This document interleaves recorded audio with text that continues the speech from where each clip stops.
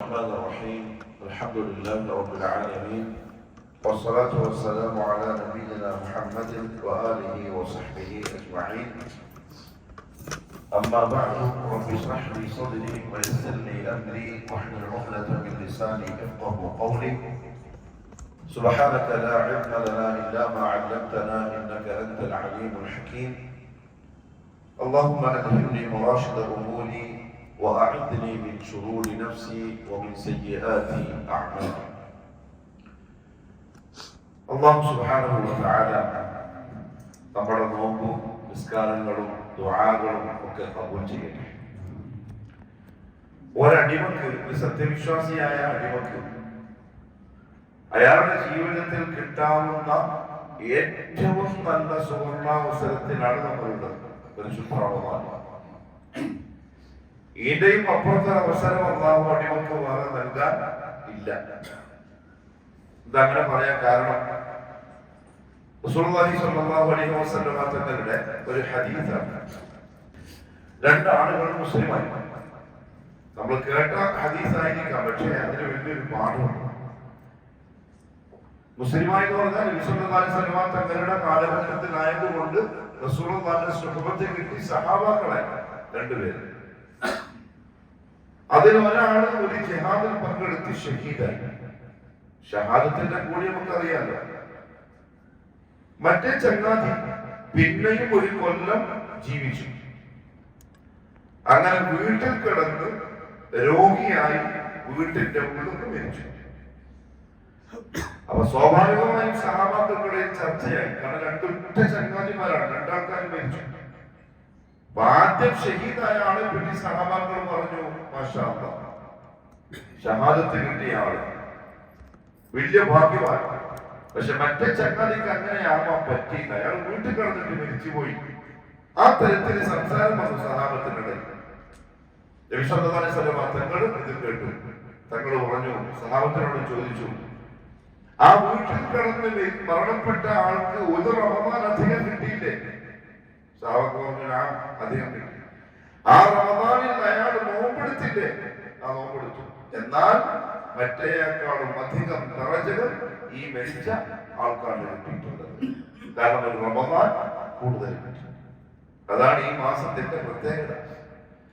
പക്ഷെ ദുഃഖകരം എന്ന് പറഞ്ഞാൽ സത്യവിശ്വാസികളായ ആളുകൾ പരിശുദ്ധ റമദാന് കൊടുക്കേണ്ട മഹത്വം ഇപ്പൊ കൊടുക്കുന്നുണ്ടോ എന്ന് ചോദിച്ചാൽ 100-ൽ എത്ര ശതമാനം ഉണ്ടാവും?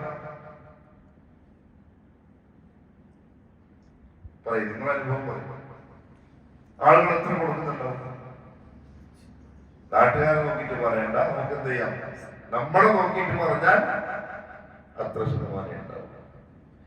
അതായത് സലഫുസ് സാലിഹ് റമദാൻ എന്ന് പറയുന്ന മാസത്തിന് കൊടുത്ത ഗൗരവം, അതിനുള്ള ഒരു പരിഗണന, അത് പിൽക്കാലത്തുള്ള നമ്മൾ കൊടുക്കുന്നുണ്ടോ എന്ന് ചോദിച്ചാൽ വട്ടപൂജ്യം. ചില ആളുകൾ ഉണ്ടാവും. അല്ലാഹു അനുഗ്രഹിക്കട്ടെ. നമ്മളെ ഈ മാക്കൂട്ടത്തിൽ അല്ലാഹു കൊടുത്തിട്ടെ. അതിന്റെ ഏറ്റവും വലിയ തെളിവ് എന്താണെന്നറിയോ? ഈ കൂട്ടത്തിൽ ആരെങ്കിലും, കൂട്ടം എന്ന് പറയുമ്പോൾ ഞാൻ അടക്കം പറയുന്നല്ലോ, പരിശുദ്ധ റമദാനിന് കൊടുത്ത ഗൗരവം, അതിന് കൊടുത്ത പരിഗണന, അതിനോടുള്ള ആശ, ആവേശം, ആർത്തി, അത് സലഫുകളെ പോലെ ഉണ്ടോ ഇല്ലേ എന്ന് നമ്മൾ അറിയേണ്ടത് 6 മാസം മുമ്പുള്ള നമ്മുടെ ദുആ പരിശോധിച്ചിട്ടാണ്. ഞാൻ ഗൗരവം മനസ്സിലാക്കാൻ വേണ്ടിയിട്ട് പറയാം. 6 മാസം മുമ്പേ ഉള്ള നമ്മുടെ ദുആ പരിഗണിച്ചാണ് റമദാൻ നമ്മൾ പരിഗണിച്ചിട്ടുണ്ടോ എന്ന് നമ്മൾ തീരുമാനിക്കേണ്ടത്. കാരണം സലഫുസ് സാലിഹ്കൾ 6 മാസം മുമ്പ് ദുആ ചെയ്യാറുണ്ടായിരുന്നു, അല്ലാഹുവേ റമദാൻ ഒന്ന് തന്നേക്കണേ, റമദാനിൽ ആഫിയത്തോടെ എത്തിച്ചേക്കണേ. നമ്മളെ കൂട്ടത്തിൽ എത്ര ആളുണ്ടാവും 6 മാസം മുമ്പേ ദുആ തുടങ്ങിയവർ? റജബാവാൻ കാത്തിരിച്ച ദുആ ഓർമ്മയുണ്ടാവും. ചിലപ്പോ ഉമ്മത്തിന്റെ അവസ്ഥ എങ്ങനെയാണ്? ദുആ ചിലപ്പോൾ ഓർമ്മയുണ്ടാവും, എന്നാലും ദുആ ചെയ്യാനായി റജബ് നമ്മൾ കാത്തിരിക്കും. ശൈത്താൻ നമ്മൾ അങ്ങനെ ആക്കി. കാരണം റജബിൽ ഒരു ബിദ്അത്ത് അവർ എന്ത് ചെയ്തു? വ്യാപിപ്പിച്ചു. ഏത് ദുആ? അല്ലാഹുമ്മ ബാരിക് ലനാ ഫീ റജബിൻ വ ശഅബാൻ വബല്ലിഗ്നാ റമദാൻ. ഇത് സലഫുകൾ ചെയ്തത് 6 മാസം മുമ്പാണ്. എന്ന് പറഞ്ഞാൽ അത്ര പ്രധാനപ്പെട്ട മാസത്തിലാണ് നമ്മൾ ഉള്ളത്. പ്രിയപ്പെട്ടവരെ, കഴിവിന്റെ പരമാവധി ഉപയോഗപ്പെടുത്തും. ഉലമാക്കൾ പറഞ്ഞു ശരിക്കും റമദാനിനെ ഉപയോഗപ്പെടുത്താൻ ആരായിരിക്കും അറിയുമോ? നബി സല്ലല്ലാഹു അലൈഹി വസല്ലം തങ്ങൾ പറഞ്ഞിട്ടുണ്ട്, മൻ കാന ഹമ്മുഹു അൽ ആഖിറ, അവരെ ഉപയോഗപ്പെടുത്തും. ആരുടെ ഹമ്മാണോ ആഖിറമായി മാറിയത് അവർ റമദാനെ ഉപയോഗിക്കും, ശരിക്കും ഉപയോഗിക്കും. എന്താ ഹമ്മ് എന്ന് പറഞ്ഞാൽ? സദാ അലട്ടിക്കൊണ്ടിരിക്കുന്ന ചിന്ത, അതാണ് ഹമ്മ്. ഈ വിശ്വാസങ്ങൾ പഠിപ്പിച്ചൊരു ദുആയില്ല, അല്ലാഹുമ്മ ഇന്നി അഊദു ബിക മിനൽ ഹമ്മി വൽ ഹസൻ. ഹസൻ വേറെ, ഹമ്മ് വേറെ. ഹസൻ എന്ന് പറഞ്ഞ ദുഃഖം, സങ്കടം, അത് ചിലപ്പോൾ ചില സന്ദർഭത്തിലേ ഉണ്ടാവും. എന്തെങ്കിലും സബബുകളെ കൊണ്ടുണ്ടാകുന്ന സങ്കടമാണ് ഹസൻ. കച്ചവടത്തിൽ നഷ്ടം വന്നു, ഹസൻ ഉണ്ടാവും. കുഞ്ഞുങ്ങൾ മരിച്ചുപോയി, ഹസൻ ഉണ്ടാവും. രോഗം വന്നു, ഹസൻ ഉണ്ടാവും. കുറച്ച് കഴിയുമ്പോൾ അതങ്ങ് നീങ്ങി പോവുകയും ചെയ്യും. എന്നാൽ ഹമ്മ് അങ്ങനെയല്ല. ഹമ്മ് എന്ന് പറഞ്ഞാൽ എല്ലാ സമയവും മറ്റെല്ലാത്തിൽ നിന്നും നമ്മുടെ ചിന്ത മാറ്റി അലട്ടിക്കൊണ്ടിരിക്കുന്ന ഒരു, എന്താ ഒരാൾക്ക് പറയാം, പ്രയാസമല്ല, മുഖം എപ്പോഴും പാടിയിട്ടുണ്ടാവും അവരുടെ. സുല്ലാഹിത്തങ്ങൾ കാവൽ തേടിയതാണ് ഹമ്മ്. മുഖം എപ്പോഴും ഒരു പ്രസന്നത ഉണ്ടാവില്ല, പ്രതാപത്തിനും ഉണ്ടാവില്ല. കടന്നു അവനെങ്ങനെ അലട്ടിക്കൊണ്ടിരിക്കുന്നുണ്ടാവും. സഹാബാക്കളുടെ കൽബ്, ഒരുപക്ഷെ നമ്മുടെ ദുനിയാവിന്റെ കാര്യത്തിലാണ് ആ ഒരു അലട്ടലുള്ളതെങ്കിൽ സഹാബത്ത് നേരെ തിരിച്ചാണ്. അവരുടെ ആ ഹമ്മ് മുഴുവനും ആഹ്റം, സദാ സമയത്തിൽ ചിന്ത ആഹ്റം. രണ്ട് ചങ്ങാതിമാരെ കണ്ടു മുട്ടിയ സഹാബാക്കൾ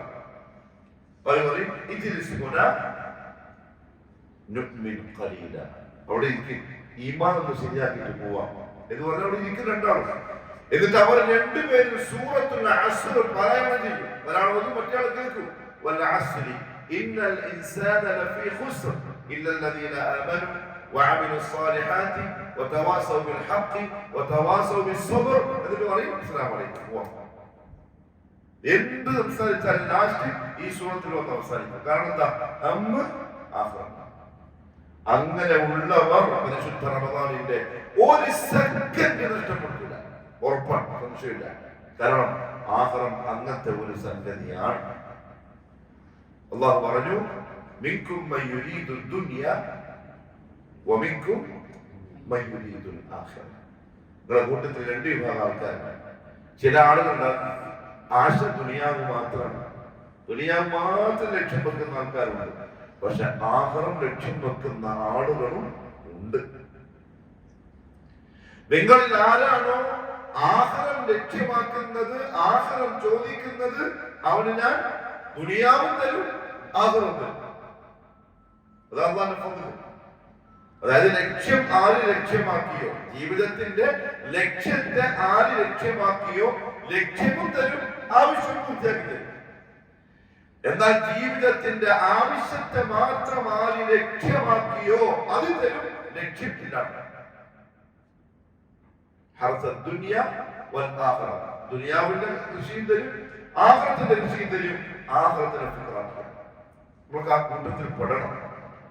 അതുകൊണ്ട് അല്ലാഹു പരിശുദ്ധ ഖുർആനിൽ പറഞ്ഞു, യാ അയ്യുഹല്ലദീന ആമനു തഖുല്ലാഹ വൽതൻദുർ നഫ്സുൻ മാ ഖദ്ദമത് ലിഗദിൻ. ഓരോരുത്തരും ചിന്തിച്ചോട്ടെ, നാളേക്ക് വേണ്ടി എന്തുണ്ടാക്കി വെച്ചിട്ടുണ്ട്. ഡെയിലി ഉറങ്ങാൻ സമയത്ത് ഈ പറയുന്ന ഞാനും നിങ്ങളും ഒന്ന് വിചാരണ ചെയ്യണം. മാ ഖദ്ദമത് ലിഗദിൻ, നാളേക്ക് വേണ്ടി എന്താണ് തയ്യാറാക്കി വെച്ചിട്ടുള്ളത്. അനസ് ബിൻ മാലിക് റളിയല്ലാഹു തആല അൻഹു മരിക്കാൻ കിടക്കുകയാണ്. റസൂലുള്ളാഹി തങ്ങളുടെ ഖാദിം. സ്വാഭാവികമായി കുടുംബക്കാരും ബന്ധുക്കളൊക്കെ അടുത്ത് ചുറ്റും നിന്നിട്ട് കരയുകയാണ്. അദ്ദേഹം ചോദിച്ചു, നിങ്ങൾ എന്റെ ആഖിറത്തിന്റെ അവസ്ഥയെ കുറിച്ച് ഓർത്തിട്ടാണോ കരയുന്നത്? എങ്കിൽ നിങ്ങൾ കരയണ്ട. അവര് ചോദിച്ചു, എന്താ നിങ്ങൾ പറയാൻ കാരണം? അദ്ദേഹം പറഞ്ഞു, ഞാൻ സ്വർഗത്തിലായിരുന്നു. നമുക്ക് ആർക്കും അങ്ങനെ പറയാൻ പാടില്ല, പറ്റൂല. അദ്ദേഹം പറഞ്ഞതിന്റെ പിറകിൽ ഒരു ഹിക്മത്തുണ്ട്. അവര് എങ്ങനെ നിങ്ങൾക്ക് പറയാൻ പറ്റില്ല? അപ്പൊ അദ്ദേഹം മോദി കൊടുത്തു, فأولئك مع الذين أنعم الله عليهم من النبيين والصديقين والشهداء والصالحين വഹസ്ന ഉലൈക റഫീഖ. എന്ന് പറഞ്ഞിട്ടുണ്ട്. എനിക്ക് ഉറപ്പുണ്ട് ഞാൻ എന്റെ പ്രിയപ്പെട്ട പ്രവാചകനെ അങ്ങനെ ഇഷ്ടപ്പെട്ടിട്ടുണ്ട്, അങ്ങനെ ഇത്തിബാഅ് ചെയ്തിട്ടുണ്ട്. നമുക്ക് ആർക്കും പറയാൻ പറ്റില്ല. അതുകൊണ്ട് ആഖിറം ഹമ്മാക്കിയവൻ പരിശുദ്ധ റമദാൻ കഴിവിന്റെ പരമാവധി ടൈം ടേബിൾ ഉണ്ടാക്കിയിട്ട് ക്ലിയർ ആക്കും. അത്താഴത്തിൽ എഴുന്നേറ്റത് മുതൽ തറാവീഹ് നമസ്കാരം കഴിഞ്ഞ് ഉറങ്ങുന്നത് വരെയുള്ള സമയം എന്ത് ചെയ്യണം എന്നുള്ളതിന് കൃത്യമായ ഒരു തർത്തീവ് ആഖിറം ചിന്തിക്കുന്ന നമുക്ക് എന്റെ കൈകളുണ്ടാവും. മുൻഗാമികൾക്ക് അങ്ങനെ ഉണ്ടായിരുന്നു. റസൂലുള്ളാഹി സ്വല്ലല്ലാഹു അലൈഹി വസല്ലം തങ്ങൾ അവസരങ്ങൾ നഷ്ടപ്പെട്ടു പോവാതിരിക്കാനുള്ള ഉപദേശങ്ങൾ എനിക്ക് നിങ്ങൾക്ക് തന്നിട്ടുണ്ട്. റസൂലുള്ളാഹി തങ്ങളുടെ സ്വഭാവം തന്നെ ഇതാണ്. ദുനിയാവിനെ പറ്റി പറയൂല, പ്രേരിപ്പിക്കൂല, ദുനിയാവിനെ ഒരു ആശ കൊടുക്കൂല. മറിച്ച് ദുനിയാവിനെ സംബന്ധിച്ച് എന്തേ പറയുള്ളൂ? വളരെ മോശമായിട്ടേ പറയുള്ളൂ. ഒരു യാത്രാ സംഘത്തിനോടൊപ്പം നബി സല്ലല്ലാഹു അലൈഹി വസല്ലം തങ്ങൾ യാത്ര ചെയ്യാണ്. ഇപ്പോഴും നമുക്ക് മദീനത്തിൽ ചെന്നാൽ ആ ഒരു സ്ഥലം ചില പണ്ഡിതന്മാർ കാണിച്ചു തരാറുണ്ട്. അപ്പൊ ഒരു ചത്ത ആട് കിടക്കുന്നുണ്ടാവും. സുഹാഹിതങ്ങൾ കാഫിനെ നിർത്തിച്ചു. എന്നിട്ട് ഇറങ്ങിയിട്ട് പറഞ്ഞു, ഈ ചത്ത ആട് ഒരു ദിർഹമിന് എന്റെ കയ്യിൽ നിന്ന് വാങ്ങാൻ ആരുമില്ല, കയ്യൊരു ചെവിയുമില്ല. അപ്പം സഹാബാക്കൾ പറഞ്ഞു, യാ റസൂലല്ലാഹ്, ചെവിയില്ലാത്ത ഒരാളാണ്, അതിനുപരി അത് മയ്യത്ത് കൂടിയാണ്, ആരാ വാങ്ങുക? നബി സല്ലല്ലാഹു അലൈഹി വസല്ലം പറഞ്ഞു, എന്നാൽ അല്ലാഹു നിങ്ങൾക്ക് ഈ ദുനിയാവില് അതിനേക്കാളും മോശമായ വിലയെ നമുക്ക് നമ്മളെ കൽബിൽ പറയുന്ന എന്റെ അടക്കാട്ടോ ഏറ്റവും വലിയ പ്രധാനപ്പെട്ട സംഗതി ദുനിയാവിൽ തന്നെയാണ്. നമ്മൾ എന്ത് പറഞ്ഞാലും എങ്ങനെ പറഞ്ഞാലും ചില മോഹങ്ങൾ ഒഴിയും. പക്ഷെ അല്ലാഹു ആണെങ്കിൽ തീരെ വില കൊടുക്കാത്തൊരു സാധനം. അവിടെ അല്ലാഹു റസൂലിനെ പറ്റി പ്രേരിപ്പിക്കാത്തത്. ലൗ കാനത്തി ദുനിയ തഅദിലു ഇൻദല്ലാഹി ജനാഹ ബഅൂദ. ഹദീസ് അങ്ങനെയാണ്. ഈ ദുനിയാവ് അല്ലാഹുവിന്റെ അടുക്കൽ ഒരു കൊതുകിന്റെ ചിറകിന്റെ അത്രയും വിലമതിക്കുന്നതായിരുന്നുവെങ്കിൽ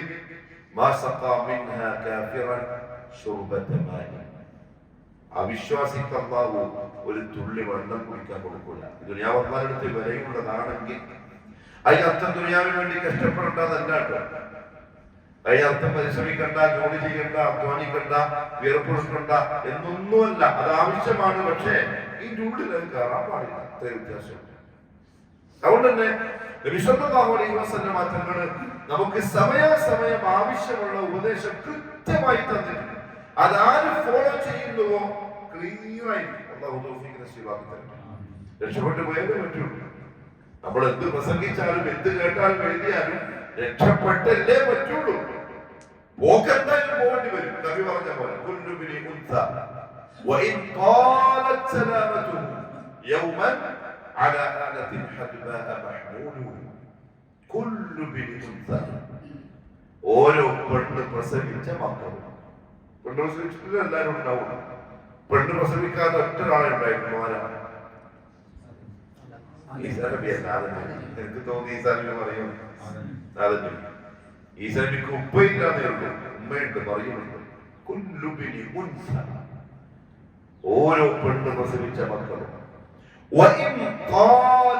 എത്ര നീണ്ടാലും ശരി, സലാമത്തുഹു, അവന്റെ സുഖ സൗകര്യങ്ങൾ. നീട്ടാനായി മനുഷ്യന്മാരെ ശ്രമിച്ചുകൊണ്ടിരിക്കുന്നു. ആയുസെങ്കിലും എന്ത് ചെയ്യണം? നീട്ടിക്കണം. നേരത്തെ പറഞ്ഞത് ആയുസ് കിട്ടിക്കിട്ടും.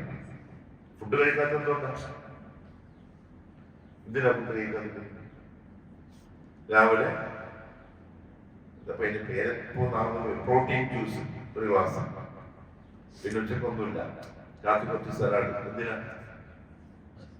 മെരിക്കാൻ പറ്റില്ല. എന്തിനാന്ന് ചോദിച്ചാൽ മെരിക്കാൻ പറ്റില്ല. എന്താണ് എന്തിനാ? അതല്ല എന്റെ പറയുന്ന ലക്ഷ്യം. മെരിക്കാൻ പറ്റില്ല. നല്ല ഒറ്റപ്പെട്ട ഭക്ഷണം ചൂടോടുകൂടി ആദ്യ പുറത്തുന്ന മുമ്പ് കൊണ്ടുവച്ചു. ആ മനുഷ്യരിങ്ങനെ നോക്കിയിട്ട്, ഡോക്ടർ ചെന്നിട്ടാണ് പറഞ്ഞത്, എന്താ ചെയ്യാൻ? ഓൻ ജീവിച്ചിട്ട് എന്താ കാര്യം? ഓന്റെ ജീവിതത്തിൽ എന്താ അർത്ഥമുണ്ട്? എന്തിനാ ഇഷ്ടപ്പെട്ട സാധനം ഒഴിവാക്കുന്നത്? എന്തിനാ? മെരിക്കാൻ കിട്ടാൻ, ആയുസ് കിട്ടി കിട്ടാൻ. ഇനി അങ്ങനെ കുറെ പോയിന്ന് വെച്ചോ, ഒരു ദിവസം വരാൻ അന്ന് ആ നീളത്തിലുള്ള കട്ടില് മഹ്മൂലു, അവനെടുത്തിട്ട് ഇങ്ങനെ പോകും. ഞാനും ഉണ്ടാവും, നിങ്ങളിലുണ്ടാവും. ബിരിയാണി കഴിച്ചവരും ഉണ്ടാവും, ബിരിയാണി കഴിക്കാത്ത സാമ്പാർ കുടിച്ചവരും ഉണ്ടാവും. അപ്പൊ ആരാ വിജയിക്കും? ജയിച്ചനാരാ? ബിരിയാണി കഴിച്ചിട്ട് കിടന്നു തിന്നാതിന് റസൂലുള്ളാഹി സ്വല്ലല്ലാഹു അലൈഹി വസല്ലം മാത്രങ്ങളെല്ലാം തിന്നിട്ടുണ്ട്. കുറച്ചിനെ കൂട്ടുണ്ടാകുന്നത് സത്യം. എനിക്ക് അത് ഞാൻ സന്ദർഭികമായിട്ട് ഓർമ്മ പറഞ്ഞത് മാത്രം. കുറച്ചുകൂടി വലാത്തുസ്രിഫ് കഴിക്കണ്ടെന്നൊന്നും പറഞ്ഞില്ല. നഫ്സിന് ഇഷ്ടപ്പെടാതിരുന്നത് കഴിക്കാതിരുന്നിട്ടുണ്ട്, ഇഷ്ടപ്പെട്ടിട്ട് കഴിക്കാണ്ടിരുന്നില്ല. മുഹമ്മദ് സ്വല്ലല്ലാഹു അലൈഹി വസല്ലം ഇഷ്ടപ്പെടാത്ത ഭക്ഷണം ഒഴിവാക്കിയിട്ടുണ്ട്. ഇഷ്ടപ്പെട്ടതോ റാഹത്തായിട്ട് തിന്നിട്ടുണ്ട്. ആടിന്റെ കാലൊക്കെ പൊരിച്ചിട്ട് കൊടുത്താൽ ആയിഷ റളിയല്ലാഹു അൻഹ പറയുന്നുണ്ട്, ഫുള്ള് തിന്നും. ഇഷ്ടമില്ലേ ഉള്ളി? തങ്ങൾക്ക് ഇഷ്ടമുള്ള തിന്നിട്ടില്ല, പക്ഷെ സഹാബത്ത് തിന്നിട്ടുണ്ട്. ഉടുമ്പ് റസൂലുള്ളാഹി തങ്ങളെ വീട്ടിൽ നിന്നാണ് ഖാലിദ് ബിൻ വലീദ് റളിയല്ലാഹു അൻഹു പ്ലേറ്റ് ഫുൾ അടിച്ചു. മുമ്പ് റസൂലുള്ളാഹി തങ്ങൾ പ്ലേറ്റ് അങ്ങോട്ട് നീക്കിയത് ഹദീസിലുണ്ട്. ഉടുമ്പിന്റെ ഇറച്ചി കൊടുത്തപ്പോൾ പ്ലേറ്റ് നീക്കി വെച്ചോളൂ. ഖാലിദ് റളിയല്ലാഹു അൻഹു ഫുൾ എടുത്തടിച്ചു. ഇതൊന്നും പറഞ്ഞിട്ടില്ല. പറഞ്ഞു വന്നതല്ല, വിഷയമതല്ല. എത്ര നോക്കിയാലും എത്ര ശ്രദ്ധിച്ചാലും യൗമൻ, ഒരു ദിവസം. ഡയറ്റിംഗെല്ലാം ചെയ്ത് ജിമ്മിനെല്ലാം പോകുന്ന ആൾക്കാർ രാവിലെ എന്തിനു പോകും? Morning walk. ദിക്റെല്ലാം സമയമില്ല. സുബ്ഹാനല്ലാഹി ബിഹംദിഹി 100 പറയാൻ സമയമില്ല. കാരണം അപ്പുറത്തെ ചങ്ങന്മാർ വന്ന് കാത്തിരിക്കുന്നുണ്ട്. എന്തിനാ? Walking, morning walking. ആ ഷൂ എല്ലാം വാങ്ങി. ഷൂ എത്ര പൈസയുണ്ട്? 4000 രൂപ ഷൂ. എന്തിന്? രാവിലെ നടക്കാൻ. പ്ലാറ്റ്ഫോമിൽ 2 കൂടെ 5000 രൂപ ജോഡി. സുബഹിക്ക് നടക്കാൻ പോവാണ്. നടന്നു വന്ന് വീട്ടിൽ വന്ന് ക്ഷീണിച്ച് എല്ലാം തോന്നിട്ട് എവിടെ പോയി? അവർക്ക് പോയി മോർണിംഗ് വാക്കിംഗ് പോയിട്ട് വന്നതാണ്. പോണ്ടെന്നല്ല പറഞ്ഞേട്ടോ, പക്ഷെ അതിലൊന്നും എന്ത് വേണ്ട, പ്രതീക്ഷയൊന്നും വേണ്ട. അതൊക്കെ അസ്ബാബാണ്, ചെയ്യാം. നമ്മൾ സാധാരണ ചെയ്യുമ്പോൾ ജോലി പോലെ ചെയ്യാം. പക്ഷെ നിങ്ങളൊക്കെ കളഞ്ഞിട്ട് പോയിട്ട്, ഖുർആനൊക്കെ കളഞ്ഞു പോയിട്ട് എന്തിനാ ആയുസ് കൂട്ടാൻ? പക്ഷെ അവിടെ ഇരുന്ന് സുബ്ഹാനല്ലാഹി വബിഹംദിഹി 100 പറയുന്നവന് അവൻ 1000 സ്റ്റെപ്പ് നടക്കുന്നതിനേക്കാൾ നല്ല ആരോഗ്യം അല്ലാഹു കൊടുക്കും. അത് മനസ്സിലാകുന്നില്ല. ഒരു ജുസ് ഖുർആൻ ഓതിയ ഒരു മുസ്ലിമിന് ഒരു 6 കിലോമീറ്റർ ഓടിയിട്ട് വന്നവന് കൊടുക്കുന്നതിനേക്കാളും നല്ല സിഹത്ത് അല്ലാഹു കൊടുക്കും, ആഫിയത്ത് അല്ലാഹു കൊടുക്കും. നമുക്ക് ഏതൊന്നും സമയമില്ല. പക്ഷെ എത്ര ഓടിയാലും എന്ത് ചെയ്താലും ഒരു ദിവസം. അതുകൊണ്ട് അതിന് മുമ്പ് റെഡിയായ പറ്റുള്ളൂ. നമ്മൾ എന്ത് ചെയ്താലും റസൂലുള്ളാഹി സ്വല്ലല്ലാഹു അലൈഹി വസല്ലം തങ്ങളിൽ നിന്നും ഹദീസുകളിൽ നിന്നും നമ്മളെ മുൻഗാമികളിൽ പിറക്കിയെടുത്ത ചില ഉപദേശങ്ങൾ, അതിന്റെ ഒരു സമാഹാരമാണ് ഈ കിതാബ്. അതിന്റെ കോപ്പി നമുക്ക് വേണമെങ്കിൽ കിട്ടും. ഇവിടെ എന്റെ കയ്യിലുണ്ടാവും. ഇംഗ്ലീഷിലും ഉണ്ട്, അറബിയിലുള്ളതും ഉണ്ട്. ഷെയ്ഖ് അബ്ദുൽ റസാഖ് അൽ-ബദർ റഹിമഹുല്ലാഹ് ഇന്ന് ജീവിച്ചിരിക്കുന്ന മദീനയിലെ ഹദീസ് പണ്ഡിതനാണ്. അദ്ദേഹമാണ് ആ ഒരു വസിയ്യത്തുകളെ എന്ത് ചെയ്തത്, ഒരുമിച്ച് കൂട്ടിയത്. അതാണ് ഈ കിതാബിലുള്ളത്. അതിൽ പ്രത്യേകിച്ചും അദ്ദേഹം ലക്ഷ്യമാക്കുന്നത് യുവാക്കളെയാണ്. അതായത് നമ്മുടെ പണ്ഡിതൻ ഇബ്നു ഹജർ റഹിമഹുല്ലാഹ് പറഞ്ഞു, 3 തരത്തിലാണ് വയസ്സുകളെ പണ്ഡിതന്മാര് തർത്തീബാക്കിയത്. ഒന്ന്, പ്രസവിച്ചത് മുതൽ 7 വയസ്സ് വരെ ഒരു നിയമവും അവർക്ക് ബാധകമല്ല. 7 വയസ്സ് വരെ ഒന്നും ബാധകമല്ല. ഓടും ചാടും കളിക്കും എന്തു ചെയ്യും. അവരെ ശകാരിക്കാനും പാടില്ല, തടയാനും പാടില്ല. ശരിക്കും ദീനുൽ ഇസ്ലാമിന്റെ കാഴ്ചപ്പാടിൽ അവരിങ്ങനെ പാറി നടക്കേണ്ട പ്രായമാണ് 7 വയസ്സ് വരെ.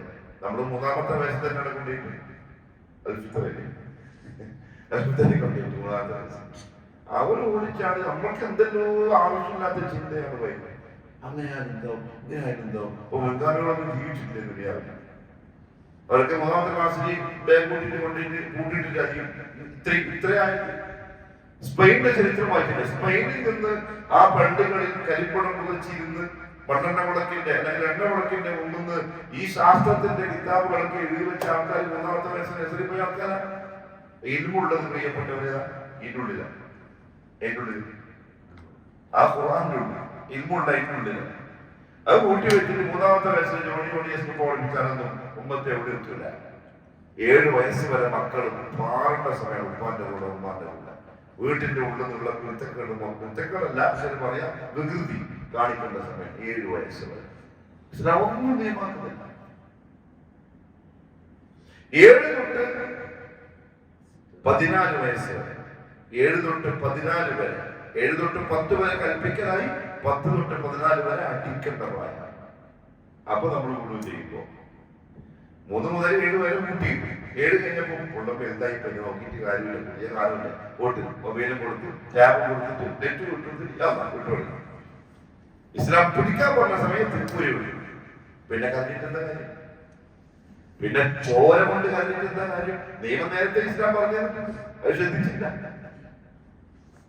7 തൊട്ട് 10 വരെ കൽപ്പിക്കണം. നിസ്കരിക്കാൻ മാത്രമല്ല, നിസ്കാരം പറയാൻ കാരണം അത് ഏറ്റവും ടോപ്പ് അമലായത് കൊണ്ടാണ്. ബാക്കി അമല് ഖിയാസൻ, അതിനോട് ഖിയാസാക്കണം. എല്ലാ അമലും കൽപ്പിക്കൽ എങ്ങനെയാണ്? നിസ്കരിക്കും മോനെ, എന്ത് മോനെ ഉറങ്ങുന്ന ഇങ്ങനെ എണീക്കണം, ഇതാ കൽപ്പന. ഇത് ഈ യാചന മക്കളോട് കൽപ്പിക്കേണ്ട പോലെ തന്നെ കൽപ്പിക്കണം. തന്നെ വേണം. ഉപ്പ എന്ന് പറയുന്ന ഒരു സാധനം ഒരു യന്ത്രമാണ് എന്ന ബോധത്തിൽ നിന്നും അതല്ല എന്നതിലേക്ക് നമ്മൾ മക്കളെ കൊണ്ടുവന്നേ പറ്റുള്ളൂ. അങ്ങനെ കൊണ്ടുവരണം, അങ്ങനെ വളർത്തണം. കാരണം പുതിയ കാലം അങ്ങനെയാണ്.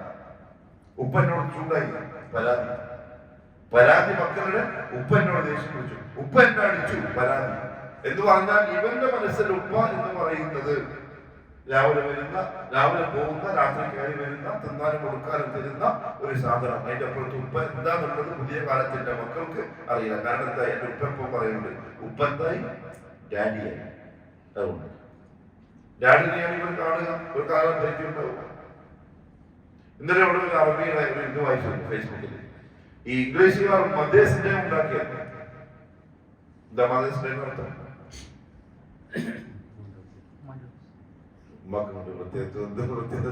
എന്തുകൊണ്ടാ ഫാദർ എന്നൊരു ഡേ ഇല്ലാത്തത്? എന്താ അറിയാം? ഇത് ഉണ്ടാക്കിയവൻ അവന്റെ വാപ്പാനെ പറ്റി അറിയാത്തത് കൊണ്ടായിരിക്കാം. കാരണം അവിടെ തന്നെ തുടങ്ങുന്നു. ആണ് നമുക്ക് അറിയത്തില്ല ബോധിക്കുന്ന കാലത്തുള്ള അവസ്ഥ. ഫാദറിനെ സമീപിക്കാന്നല്ലേ കേട്ട് പഠിച്ചാൽ മതി. കാരണം ഉപ്പാനെ പരിചയമുണ്ടല്ലോ, ഉമ്മാനെ അച്ഛനെ അറിയുള്ളൂ. അതുകൊണ്ട് എന്തായി ഉമ്മാക്കൊരു ഡേ കിട്ടും. അതൊക്കെ അവര് പറിച്ച് എറിഞ്ഞ് ചാടി ഇപ്പൊ ഇസ്ലാമിന്റെ മഹിതമായ ആശയത്തിലേക്ക് വരികയാണ്. അപ്പൊ നമ്മളിങ്ങനെ പിടിച്ചുകൊണ്ടിരിക്കുന്നത് ഡാഡി മമ്മി സംസ്കാരം. ഉപ്പ അറിയണമായിപ്പോയി. എന്തുകൊണ്ടാ എന്റെ ഉപ്പ അടിച്ചത് എന്നാ മോന് മനസ്സിലാവണം. എന്റെ ഉപ്പ ആരും അറിയണം, എന്നാലേ അത് തിരിയുള്ളൂ. 14 വയസ്സ് വരെ, 10 തൊട്ട് 14 അടിയാണ്. എന്തിന്? 14 വയസ്സ് വരെയാണ് രണ്ടാമത്തെ പ്രായം. 14 തൊട്ട് 40 വരെയാണ് യുവത്വത്തിന്റെ പ്രായം. ഉടമാക്കൾ തർത്തിവാക്കി. കാരണം എന്താ അറിയോ, അവിടെ നിന്ന് അങ്ങോട്ട് പിന്നെ അപ്പനായി ഉപ്പാക്കുമാക്കൊന്നും ബാധകമല്ല. മുക്കല്ലഫായി പ്രായപൂർത്തിയാകുന്നതോടുകൂടി 40 വയസ്സ് വരെ, അതാണ് ശബാബ് എന്ന പേരിൽ അറിയപ്പെടുന്ന ആ പ്രായം. 40 തൊട്ട് പിന്നെ ഇങ്ങോട്ട് 60 വരെ. പിന്നെ അതിന്റെ അപ്പുറത്ത് കിട്ടുന്നതെങ്കിൽ മാഷാ ചാൻസ്.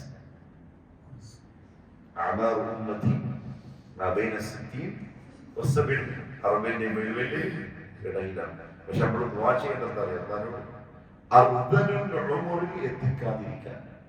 അതായത് മറ്റുള്ളവർക്ക് നമ്മളെ കൊണ്ടൊരു പ്രയാസം തോന്നുന്ന വാർദ്ധക്യം നല്ലതല്ല. അതിന് മുമ്പ് റാഹത്തോടെ എന്താവണം? യാത്ര അള്ളാഹു നമ്മളെ നന്നാക്കി തരണം. നമ്മുടെ അവസാന സമയം ഏറ്റവും നല്ല സമയമാക്കി അള്ളാഹു അനുഗ്രഹിക്കട്ടെ. ആ യുവാക്കളോടാണ് കൂടുതലും ഈ കിതാബിലുള്ള വർത്തമാനം. എന്താ കാരണം വെച്ചാല് ജീവിതത്തിന്റെ ഏറ്റവും നല്ല അവസരം യുവത്വത്തിന്റെ അവസരമാണ്. കാരണം മനസ്സിനും കൂവത്തുണ്ട്, ശരീരത്തിനും കൂവത്തുണ്ട്. കുറച്ച് കഴിയുമ്പോൾ മനസ്സിന് ചിലപ്പോൾ കൂവത്തുണ്ടായി എന്ന് വരാം, പക്ഷെ ശരീരം അവിടെ എത്തില്ല. ചിലപ്പോ മനസ്സും പോവും, ശരീരവും പോവും. ഇത് സംഭവിക്കാനുള്ള സംഗതിയാണ്. ഇതെല്ലാവർക്കും ഉണ്ടായ ഒരു സംഗതിയാണ്. അതിന്റെ അടയാളമാണ് ഈ വെളുപ്പ്. താടിയിലെ മുടിയിലെ വെളുപ്പ് ഇതാ നിന്റെ ഏറ്റവും നല്ല സമയം കഴിയാൻ തുടങ്ങിയിരിക്കുന്നു എന്നതിന്റെ സൂചനയാണ് നില. അവിടെ കർപ്പിക്കാൻ പാടില്ലെന്ന് പറഞ്ഞു. അവിടെ കർപ്പിക്കലാന്ന് പറഞ്ഞത്. മറ്റ് കളറ് കൊടുക്കാം, എന്താ കാര്യം? വേറെ കളറ് കൊടുത്താലും നീ ചിന്ത വരുമ്പോ കാണുമ്പോ. പക്ഷെ കറുപ്പ് കൊടുത്താൽ എന്താ തോന്നുന്നത്? കുറച്ചുകൂടെ യുവാവായിട്ടുണ്ട് തോന്നിപ്പോ. അത് വേണ്ട, ശരിയല്ല. അതൊക്കെ ന്യായീകരിക്കുന്ന ആൾക്കാരുണ്ട്. എത്ര ന്യായീകരിച്ചാലും മുഹമ്മദ് സല്ലല്ലാഹു അലൈഹി വസല്ലം പറഞ്ഞു ഇല്ലൽ അസ്വദ്, കറുപ്പൊഴികെ എന്ന് പറഞ്ഞാൽ കറുപ്പൊഴിവാക്കണം. ഇനി നമ്മൾ എത്ര കറുപ്പടിച്ചിട്ട് യുവാവായാലും ആരെടുത്ത നമ്മൾ യുവാവാവേണ്ടത്? ഓരോരുത്തർ യുവാവാവുക കറുപ്പടിച്ചാൽ ഒരു കാര്യമില്ല. ഇതൊരു ഓർമ്മിപ്പിക്കണം. ഈ നില ഒരു ഓർമ്മപ്പെടുത്തലാണ്. ഇതാ യുവത്വം തീരാൻ പോവുകയാണ്. റസൂലുള്ളാഹി സ്വല്ലല്ലാഹു അലൈഹി വസല്ലം തങ്ങളിൽ നിന്ന് ഇമാം ഹാക്കിം ഉദ്ധരിക്കുന്ന ഹദീസാണ്. ശൈഖ് അൽബാനി റഹിമഹുല്ലാഹ് അത് സഹീഹാണെന്ന് പറഞ്ഞിട്ടുണ്ട്. ഇബ്നു അബ്ബാസ് റളിയല്ലാഹു തആല അൻഹു ആണ് ഹദീസ് റിപ്പോർട്ട് ചെയ്യുന്നത്. قال رسول الله صلى الله عليه وسلم لرجل وهو يعظه. നബി സ്വല്ലല്ലാഹു അലൈഹി വസല്ലം തങ്ങൾ ഒരാളെ ഉപദേശിക്കുക, അയാൾക്ക് നീ പറഞ്ഞു കൊടുക്കുക. ആ കൂട്ടത്തിൽ തങ്ങൾ പറഞ്ഞു ഇഗ്തനിം ഖംസൻ ഖബ്ല ഖംസിൻ. വല്ലാത്തൊരു വാക്ക്. 5 കാര്യം ഇഗ്തനിം, അത് ഗനീമത്ത് സ്വത്ത് പോലെ നീ സ്വീകരിച്ചോ. എന്താ ഗനീമത്ത് സ്വത്ത് എന്ന് പറഞ്ഞാൽ? യുദ്ധക്കളത്തിന്റെ ശത്രുക്കൾ ഇട്ടിട്ട് ഓടിപ്പോയി ഫ്രീ ആയിട്ട് കിട്ടുന്ന സാധനമാണ് ഗനീമ, വിലപിടിപ്പുള്ള സാധനം. അതുപോലെ നിങ്ങൾ കരുതിക്കോളി 5 കാര്യങ്ങളെ. ഖബ്ല ഖംസിൻ, അതിനപ്പുറത്തുള്ള 5 കാര്യങ്ങൾ വരുന്നതിന് മുമ്പ്. ഒന്ന്, നബി സല്ലല്ലാഹു അലൈഹി വസല്ലം പറഞ്ഞു ശബാബക ഖബ്ല ഹറമിക. ശബാബ്, നിന്റെ യുവത്വം. ഖബ്ല ഹറമിക, നിന്റെ വാർദ്ധക്യത്തിന് മുമ്പ് എന്ന് പറഞ്ഞാൽ 40 കഴിഞ്ഞാൽ പിന്നെ ഈ പറഞ്ഞ വാക്ക് അവര് ബാധകമല്ല. 40 ആകുന്നതിന് മുമ്പ് നീ എന്താക്കിക്കോളും? ആ ഒരു ടൈമിനെ ശ്രദ്ധിച്ച് ഉപയോഗിച്ചു. ശബാബക. നമ്മളൊരു കാര്യം ചിന്തിച്ചാൽ താരീഖ്, ഇസ്ലാമിന്റെ താരീഖ്, റസൂലുള്ളാഹി സ്വല്ലല്ലാഹു അലൈഹി വസല്ലം തങ്ങളുടെ ഉറ്റ ചങ്ങാതിമാരായ അടുത്ത പല സഹാബാക്കളും 30-ന്റെയും 25-ന്റെയും ഇടയിൽ പ്രായമുള്ള ആൾക്കാരാണ്. നബി ജീവിച്ചിരിക്കുന്ന സമയം നിങ്ങൾ പരിശോധിച്ചു ചരിത്രം. ഇസ്ലാമിക ചരിത്രത്തിൽ ഒരു സാധാ മുസ്ലിമിന് പോലും പെട്ടെന്ന് ഓർമ്മ വരുന്ന ചില പേരുകൾ ഉണ്ടാവും. ബിലാൽ, മുസ്അബ്, ഖബ്ബാബ്, ഉമർ, അബൂബക്കർ, ഖാലിദ്, അംർ ഇബ്നുൽ ആസ്, ഇവരൊക്കെ യുവാക്കളാണ്. 20-ന്റെയും 30-ന്റെയും ഇടയിൽ പ്രായത്തിലുള്ള നല്ല ദീനികളായ. മദീനയിൽ നിന്ന് അഖബ ഉടമ്പടി ഉണ്ടല്ലോ, അല്ല അഖബത്തുൽ ഊല. 75 ആളുകളാണ് മദീനത്ത് നിന്ന് പാതിരാ സമയത്ത് മക്കത്ത് വന്നത്. എന്ത് ചെയ്യാൻ? ബൈഅത്ത് ചെയ്യാൻ. 73 ആണുങ്ങളും 2 പെണ്ണുങ്ങളും. ഈ 73 പേരും ചെറുപ്പക്കാരാണ്. അല്ലാഹു സുബ്ഹാനഹു വ തആല യുവാക്കളോട് യുവത്വത്തിന് ഇസ്ലാമിൽ എന്താണ് ആവശ്യം എന്ന് മനസ്സിലാക്കി തരാനെന്നോണം ഒരു സംഭവം ഉണ്ടാക്കി. ബിആസ് യുദ്ധമുണ്ടായി മദീനയിൽ. ചരിത്രം വായിച്ചു. മദീനത്തുള്ളത് ഖസറജ്, ഔസ്, മുസ്ലിം ഗോത്രം, ബനു ഖൈനുഖ, ബനു നദീർ, പിന്നെ ബനു ഖുറൈദ, ജൂത ഗോത്രങ്ങൾ. ഇങ്ങനെ 5 ഗോത്രക്കാരാണ്. ഈ ബനു ഔസും ഖസറജും ഈ ഗോത്രങ്ങൾ മുസ്ലിങ്ങളാണ്, അറബികളായ ഗോത്രങ്ങൾ. എപ്പോഴും യുദ്ധം. അവരുടെ ഇടയിൽ ഏറ്റവും അവസാനമായി നിലനിന്ന യുദ്ധമാണ് ബിആസ് യുദ്ധം.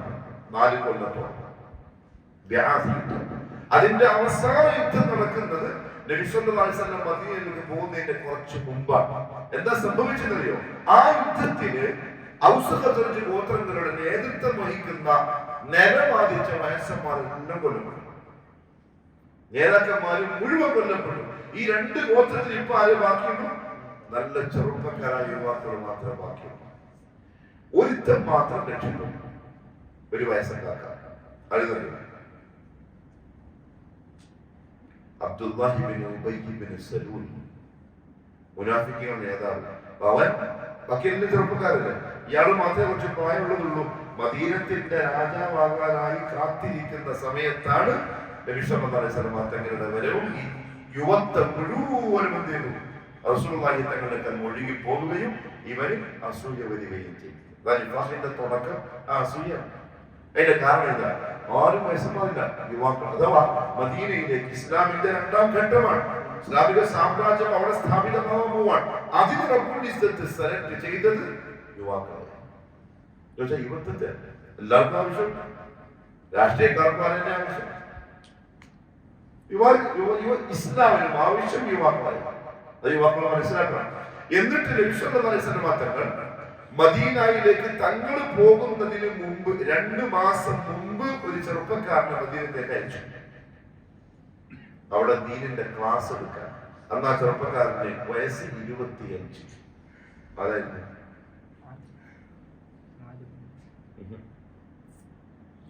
പറയും, ചെറിയൊക്കെ നിങ്ങൾക്ക് വന്നിട്ടുണ്ട്. 25 വയസ്സുള്ള യുവാവിനെയാണ്, അതായത് പ്രായം, ഈ പഠിപ്പിക്കാൻ ആരാ അയക്കുന്നത്? അള്ളാഹുവിന്റെ റസൂൽ അയക്കുന്നു. ആർക്കിടയിൽ നിന്ന്? അബൂബക്കർ, ഉമർ, ഉസ്മാൻ, തൽഹ പോലുള്ള, അബ്ദുറഹ്മാൻ പോലുള്ള പേരപ്പെട്ട സഹാബത്തിനിടയിൽ നിന്ന് സെലക്ഷൻ കിട്ടിയത് ആ 25 വയസ്സുകാരനാണ് ഈ പഠിപ്പിക്കാൻ.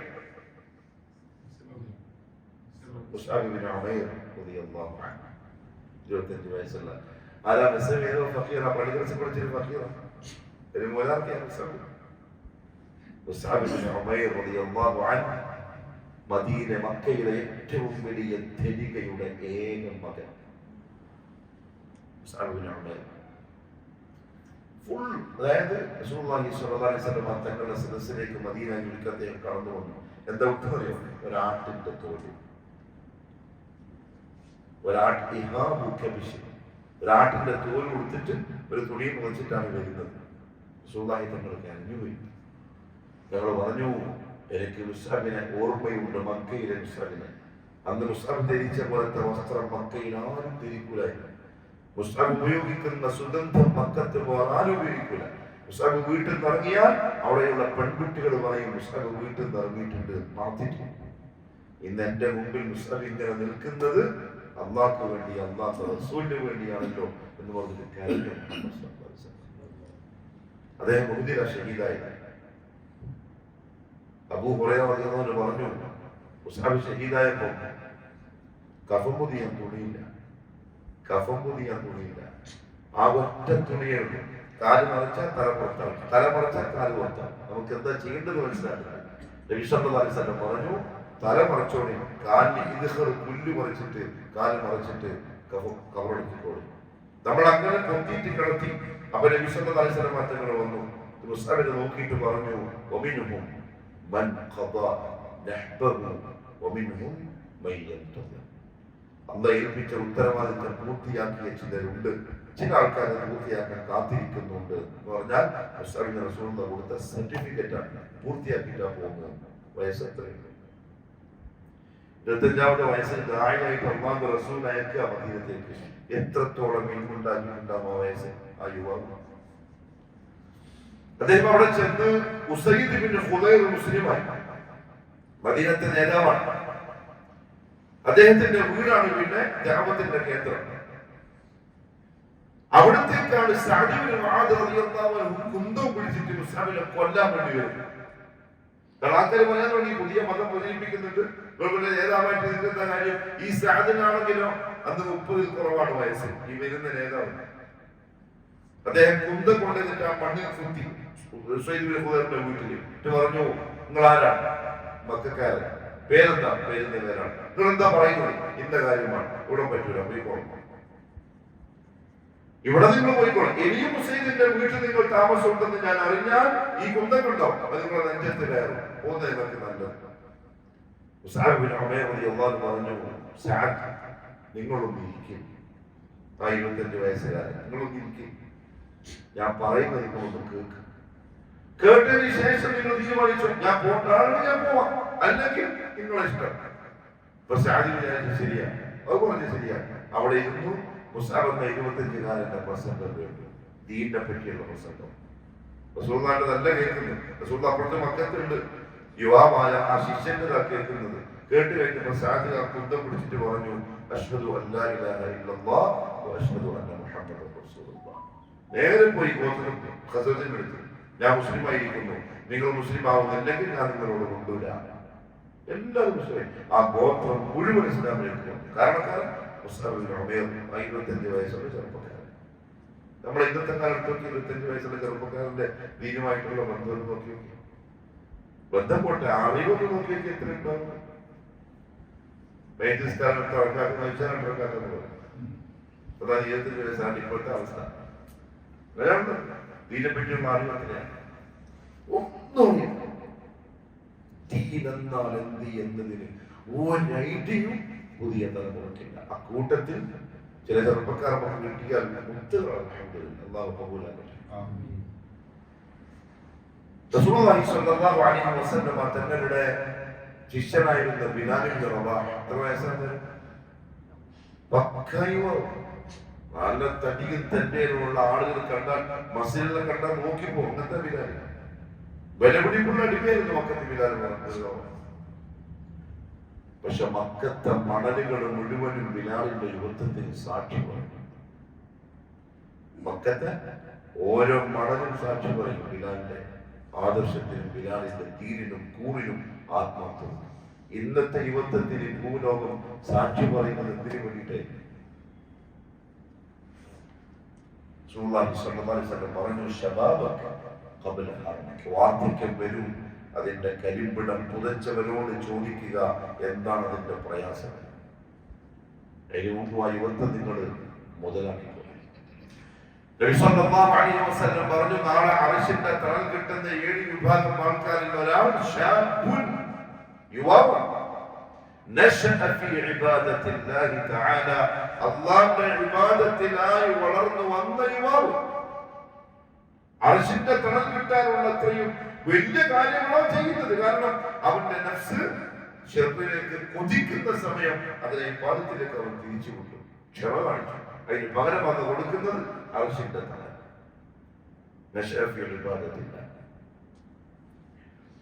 അള്ളാഹു മനസ്സിലാക്കാനുള്ള തൗഫീഖ് നസീബാക്കി തരട്ടെ. ഇതാണ് ഒന്നാമത് റസൂലുള്ളാഹി ശബാബക ഖബ്ല ഹറമക. വയസ്സാകുന്നതിന് മുമ്പ് യുവത്വത്തെ ഉപയോഗപ്പെടുത്തിക്കോളി. വസിഹതക ഖബ്ല സഖമക. വസിഹതക, നിന്റെ ആരോഗ്യം നീ ഉപയോഗിച്ചോളൂ. ഖബ്ല സഖമക, നീ രോഗിയാകുന്നതിന് മുമ്പ്. അള്ളാഹു നമുക്കെല്ലാം ആഫിയത്ത് നസീബാക്കി തരട്ടെ. രോഗിയാകുന്നതിന് മുമ്പ് പ്രബലമായ സുന്നത്താണ് രോഗസന്ദർശനം. എന്താ ഇതിന്റെ പിറകിലുള്ള ഹിക്മത്ത്? 2 കാര്യമാണ്. ഒന്ന്, ആ രോഗിക്ക് കിട്ടുന്ന സമാധാനം. മറ്റൊന്ന്, നമുക്ക് കിട്ടുന്ന പാഠമാണ്. ആ രോഗിയിൽ നിന്നും രോഗിയാവാൻ പറ്റിയ സമയം വേണം.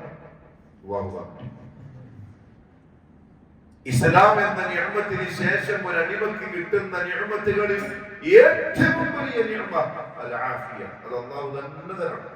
അൽ-ആഫിയ അല്ലാഹു തന്നെ തരണം. അല്ലാഹുവിനോട് ചോദിച്ച് വാങ്ങണം. ആഫിയ, രോഗം പരീക്ഷണമാണ്, അപകടമാണ്, എല്ലാവർക്കും താങ്ങാൻ പറ്റണമെന്നില്ല. രോഗിയാവാൻ ആഗ്രഹിച്ചുള്ള ഒരു സഹാബിയെ റസൂലുള്ളാഹി തങ്ങൾ കാണാൻ വേണ്ടി പോയി. ഹദീസിൽ എന്താണെന്ന് അറിയോ? ഉണങ്ങിയ മുന്തിരി പോലെ ചുക്കിച്ചുളിഞ്ഞു പോയ മനുഷ്യൻ. വേറെ ചില റിവായത്തുകളിൽ ചെറിയ കുരുവി, പക്ഷിക്കുഞ്ഞുങ്ങളെ പോലെ മെലിഞ്ഞൊട്ടിയിട്ടുണ്ട്. നമ്മൾ ചോദിച്ചു, സുബ്ഹാനല്ലാഹ്, നീ എന്താ ഇങ്ങനെ? നീ എന്തെങ്കിലും അല്ലാഹുവോട് തേടിയിരുന്നു, ദുആ ചെയ്തിരുന്നു? അയാൾ പറഞ്ഞു, ഞാൻ ചെയ്തു പോയ പാപങ്ങൾക്ക് പകരമായിട്ട് എനിക്ക് ദുനിയാവിൽ തന്നെ തരണേ, ആഖിറത്തിലേക്ക് മാറ്റി വെക്കില്ലേ എന്ന് ദുആ ചെയ്തു പോയി. ചെയ്തതിന് കൊടുത്തത് ദുനിയാവിൽ തന്നെ. രോഗിയാക്കി ശരീരം ശോഷിപ്പിച്ച് പരീക്ഷിച്ചു. മുഹമ്മദ് സ്വല്ലല്ലാഹു അലൈഹി വസല്ലം ഇങ്ങനെ പറഞ്ഞൂടെ, റബ്ബനാ ആതിനാ ഫിദ് ദുനിയാ ഹസന വഫിൽ ആഖിറതി ഹസന.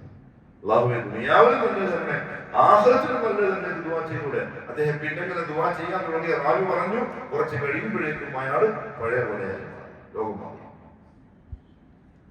ആഫിയത്തന്മാരോട് ചോദിച്ചു വാങ്ങേണ്ടത് എന്തിനാണ്?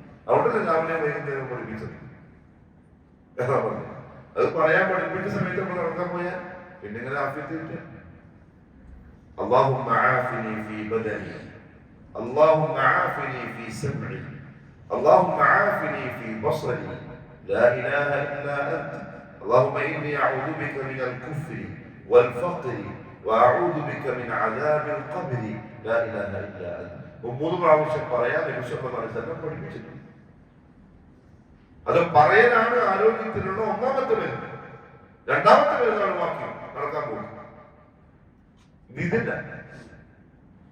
മുസ്ലിം ഉമ്മ ചെയ്യേണ്ടത് ചെയ്യാതെ ദുൽമ ചെയ്യാൻ നബി സല്ലല്ലാഹു അലൈഹി വസല്ലം പഠിപ്പിച്ചതിനപ്പുറത്തുള്ളതിനെ എന്തോ തേടാൻ വേണ്ടിയിട്ട് ഓടുകയില്ല. ഇതിലാണ് ആഫിയത്ത്. അതായത് വൈകുന്നേരം 300 പ്രാവശ്യം ചോദിക്കാൻ പറ്റും. നിങ്ങൾ അള്ളാഹുവിനോട് ആഫിയത്ത് ചോദിക്ക്, രോഗം വരാതിരിക്കാൻ അള്ളാഹുവിനോട് തേടി.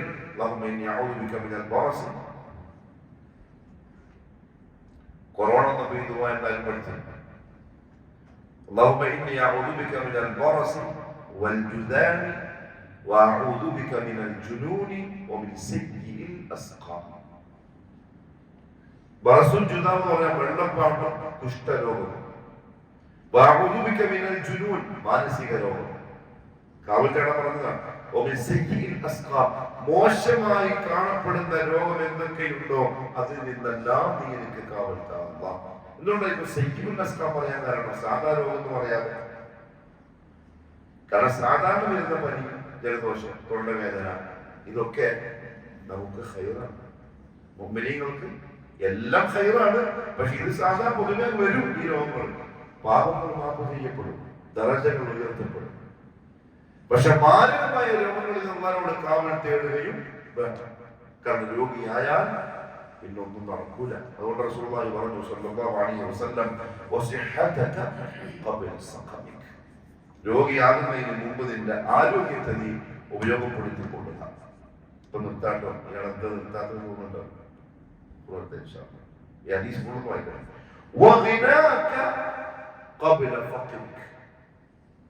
മൂന്നാമത്തെ കാര്യം, നിന്റെ സാമ്പത്തിക സ്ഥിതി മെച്ചമായിരിക്കുന്ന സമയം ഉപയോഗിച്ചോളൂ.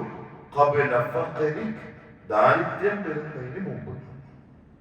അപ്പൊ വന്നേക്കാം, അള്ളാഹു കാക്കണം, തന്നതിന് അള്ളാഹു നിലനിർത്തി തരട്ടെ, ബർക്കത്ത് ചെയ്ത് കൂട്ടിത്തരാൻ ദുആ ചെയ്യണം. സമ്പത്ത് കൂട്ടിത്തരാൻ ദുആ ചെയ്യാൻ പറ്റുമോ ഇല്ലയോ? പറ്റും. പക്ഷെ എന്തേ ഉള്ളൂ പ്രശ്നം? ആളെ കണക്കൊടുക്കൊണ്ടിരുന്ന പ്രശ്നമേ ഉള്ളൂ, വേറൊന്നുമില്ല. ചോദിച്ചാൽ ഇത്രയും ചോദിക്കാൻ കാരണം ചോദിക്കുന്ന ആരോടാ? എല്ലാം ഉള്ളവരാണ്. ഒന്നും കുറക്കണ്ട, ചോദിക്കും ടോപ്പ് തന്നെ ചോദിച്ചോളൂ. ഒരു കാസർഗോഡ് യൂസഫലി ആക്കളെ നന്നാരോട് ചോദിച്ചോളി, കുഴപ്പമില്ല. പക്ഷെ കൃത്യമായിട്ട് എന്ത് വെക്കണം? കണക്ക് വെക്കണം. ബർക്കത്ത് ചോദിച്ചാലോ കണക്ക് വെക്കണ്ട. ഇതാണ് വ്യത്യാസം. ബർക്കത്തിന് ഹിസാബില്ല, നിഅമത്തിന് ഹിസാബുണ്ടാവും. അതുകൊണ്ട് റസൂലുള്ളാഹി സ്വല്ലല്ലാഹു അലൈഹി വസല്ലം പറഞ്ഞു, അല്ലാഹുമ്മ ബാരിക് ലനാ ഫീമാ റസഖ്തനാ, നീ തന്നതിൽ നമുക്ക് നീ ബർക്കത്ത് ചെയ്തു താ. കൂട്ടിത്തരാൻ മാത്രം റസൂൽ ചോദിച്ചിട്ടില്ല, ചോദിക്കൂല. റസൂലാണ് ചോദിക്കൂല. എന്നാൽ ചോദിക്കണ്ടെന്ന് പറഞ്ഞിട്ടില്ല. ചോദിക്കുന്നവർക്ക് ചോദിക്കാം, പക്ഷെ കണക്ക് വെക്കേണ്ടി വരും. പക്ഷെ എന്തായാലും അല്ലാഹു തന്ന ഒന്നുണ്ടാവുമല്ലോ, അതിനുപയോഗിച്ചോളി. ഖബല ഫഖ്രി, ഫഖർ വരുന്നതിന്, ഫഖറിൽ നിന്ന് കാവൽക്കാരൻ ഫഖീറാക്കാൻ ദുആ ചെയ്യുന്നു. അല്ലാഹുവേ ഫഖറിൽ നിന്ന് അല്ലാഹുമ്മ ഇന്നി അഊദു ബിക മിനൽ കുഫ്രി വൽ ഫഖർ. കുഫറും ഫഖറും ഒരുമിച്ച് പറയാനുള്ള കാരണം എന്താ അറിയോ? ഫഖർ, ദാരിദ്ര്യം പലപ്പോഴും പലരെയും കുഫറിൽ എത്തിക്കും, പരിധിയിലെത്തിക്കും. അതുപോലെ വിട്ടുകാർക്കും കുഫറുമായി ബന്ധപ്പെട്ട പ്രവൃത്തികൾ ചിലപ്പോൾ ദാരിദ്ര്യം കൊണ്ട് ചെയ്തു പോയേക്കാം. അതുകൊണ്ട് ഇത് രണ്ടും കാവൽക്കും. പക്ഷെ മിസ്കീനാവാൻ നബി സല്ലല്ലാഹു അലൈഹി വസല്ലം തങ്ങൾ ഇഷ്ടപ്പെട്ടു. മിസ്കീന്മാരെ ഇഷ്ടപ്പെടുന്നത് വരെ ഇബാദത്താക്കി മാറ്റി. ദുആ ഉണ്ട്, അല്ലാഹുമ്മ ഇന്നി അസ്അലുക ഫിഅലൽ ഖൈറാത്തി വതർക്കൽ മുൻകറാത്ത് വഹുബ്ബൽ മസാകീൻ. മിസ്കീന്മാരോട് എനിക്ക് നീ ഇഷ്ടം തരണേ. അതിന് പണ്ഡിതന്മാർ ഹദീസുകൾ ശറഹ് പറഞ്ഞെന്താ അറിയോ? മിസ്കീന്മാരുടെ കൂട്ടത്തിൽ കൂടിയാൽ കുറെ ഗുണങ്ങളുണ്ട്. നല്ല മിസ്കീന്മാരാണ്, തെണ്ടികളായ മിസ്കീന്മാരല്ല. നല്ല മിസ്കീന്മാർ ഒന്ന് ദുനിയാവിനോടുള്ള ആർത്തി കുറയും, തന്നതിൽ തൃപ്തി ഖനാഅത്ത് വരും. അൽഹംദുലില്ലാഹ് എനിക്ക് ഇത്രയെങ്കിലും ഉണ്ടല്ലോ, ഇത്രയെങ്കിലും അല്ലാഹു എനിക്ക് തന്നല്ലോ, റാഹത്ത് വരും. അവരുടെ ജീവിതം കാണുമ്പോൾ എനിക്ക് ഇങ്ങനെ ഇല്ല, മതി, കിട്ടിയതിനെ കൊണ്ട് അൽഹംദുലില്ലാഹ്. അങ്ങനെ കുറെ ഗുണങ്ങളുണ്ട്. മിസ്കീമായ ചില ആളുകളിൽ നിന്ന് നബി സല്ലല്ലാഹു അലൈഹി വസല്ലം തങ്ങൾ ഒന്ന് തിരിഞ്ഞപ്പോൾ, അത് ദുനിയാവിന് വേണ്ടിയിട്ടല്ല, ആഖിറത്തിന്റെ ചിന്തയിൽ തന്നെ ഒന്ന് മാറിയതാണ്. പക്ഷെ അതിശക്തമായ താക്കീതുകൾ. مع الذين يدعون ربهم بالغداة والعشي يريدون وجهه ولا تعد عيناك عنهم. എന്റെ കണ്ണ് തിരിക്കാൻ പോലും പാടില്ല. അതിനുശേഷം സഹാബത്ത് ഖബ്ബാബ് തന്നെ പറയാം, അതിനുശേഷം നബി സല്ലല്ലാഹു അലൈഹി വസല്ലം തങ്ങൾ നമ്മളെടുത്ത് ഇത്ര അടുത്തു, എന്റെ തുടയുടെ മുകളിൽ തങ്ങൾ കാല് വെച്ച് തിരിക്കാൻ തുടങ്ങി. പിന്നെ മദീനത്തിൽ കാരണം എന്താ റബ്ബ് എന്നെ ആക്ഷേപിച്ച നിങ്ങളെ വിഷയത്തിലാണെന്ന് പറഞ്ഞിട്ട് പിന്നെ അടുത്തിരിക്കാറുണ്ട്.